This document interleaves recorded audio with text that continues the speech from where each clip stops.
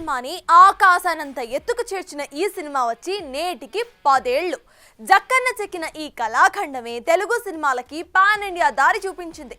Release అయి దశాబ్దం గడిచినా సరే ఇప్పటికీ కూడా బాహుబలి గురించి మాట్లాడుకుంటున్నామంటే బాక్స్ ఆఫీస్ వద్ద ఇదెంత సందడి చేసిందనేది అర్థం చేసుకోవచ్చు. మరి ఇంతలా క్రేజ్ కొట్టేసిన ఈ సినిమా విశేషాలని మనము చుట్టిద్దాం.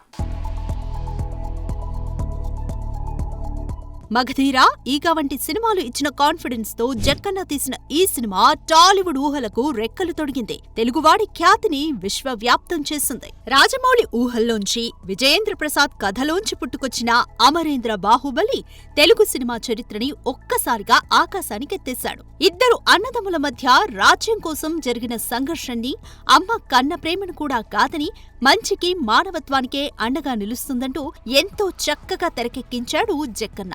సినిమా కళ్లను కాకుండా మనసుకు చేరితే ఆ సినిమా కలకాలం నిలిచిపోతుందంటారు. అలా బాహుబలే కాదు, సినిమాలోని ఇతర పాత్రలు కూడా మనసుకు గట్టిగా హత్తుకుంటాయి. శాసించే అమ్మ శివగామి, కట్టు బానిసగా నమ్మకానికి నిలువెత్తు రూపంగా కనిపించే కట్టప్ప, క్రూరత్వాన్ని చూపించే భల్లాలదేవ, ఇలా ప్రతి పాత్ర హృదయంలో చిరస్థాయిగా నిలిచిపోతుంది. అయితే బాహుబలిని 2 భాగాలుగా విడుదల చేయాలని అనుకోలేదట. ఒక భాగంగా ఈ సినిమా ప్రతి పాత్ర సన్నివేశం అద్భుతంగా వస్తుండటంతో సినిమాని 2 భాగాలుగా ప్లాన్ చేశాడట జక్కన్న. ఇక బాహుబలి ది బిగినింగ్ లో కాలకేయులతో యుద్ధం హైలైట్. ఆ వార్ సీక్వెన్స్ లో 5,000 మంది జూనియర్ ఆర్టిస్టులు పాల్గొనగా దాన్ని షూట్ చేయడానికి పీటర్ హెయిడ్ కి 250 రోజులు పట్టిందట. ఇక కాలకేయుల కోసం తమిళ లిరిసిస్ట్ మదన్ కర్కి చేత ప్రత్యేకంగా కిలికిలి భాషను సృష్టించాడు రాజమౌళి. ఇక కేవలం వాటర్ ఫాల్ సీక్వెన్స్ కోసమే ఏకంగా 110 రోజులు తీసుకున్నాడట రాజమౌళి.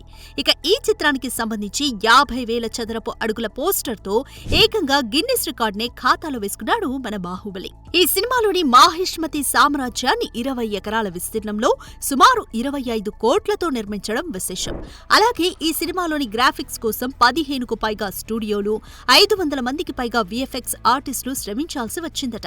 ఇక KK Senthil Kumar cinematography, Kotagiri Venkateswararao editing, V Srinivas Mohan visual effects, Keeravani సంగీతం ఈ సినిమాకు ఎంతగా ప్లస్ అయ్యాయో ప్రత్యేకంగా చెప్పనక్కర్లేదు. ఎట్టకేలకి 2015 జూలై 10న రిలీజ్ అయిన ఈ సినిమా బాక్సాఫీస్ దగ్గర 650 కోట్ల వరకు కలెక్ట్ చేసి తెలుగు సినిమాకి సరికొత్త దారుల్ని చూపించిందనడంలో ఎలాంటి సందేహం లేదు. ఇక అవార్డుల విషయానికొస్తే 63వ జాతీయ అవార్డుల్లో స్పెషల్ ఎఫెక్ట్స్ లో ఉత్తమ సినిమాగా బాహుబలి పురస్కారం అందుకుని ఆ ఘనత సాధించిన తొలి తెలుగు సినిమాగా రికార్డ్ ని క్రియేట్ చేసింది. నంది అవార్డుల్లో 14 సొంతం చేసుకున్న ఈ సినిమాని ఇంగ్లీష్, చైనీస్, థాయ్ వంటి విదేశీ భాషల్లోనూ రిలీజ్ చేయడం విశేషం. ఒక రకంగా తెలుగు సినిమా గ్లోబల్ రేంజ్ కి ఎదిగింది బాహుబలితోనే.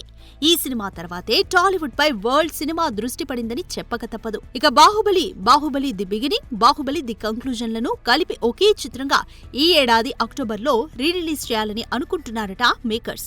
చూడాలి, నీరాసనాలందుకుని రికార్డులను దాసోహం చేసిన ఈ చిత్రం మరోసారి పలకరించి ఎలాంటి సంచలనం నమోదు చేస్తుందో. For more videos like this, subscribe Big TV channel.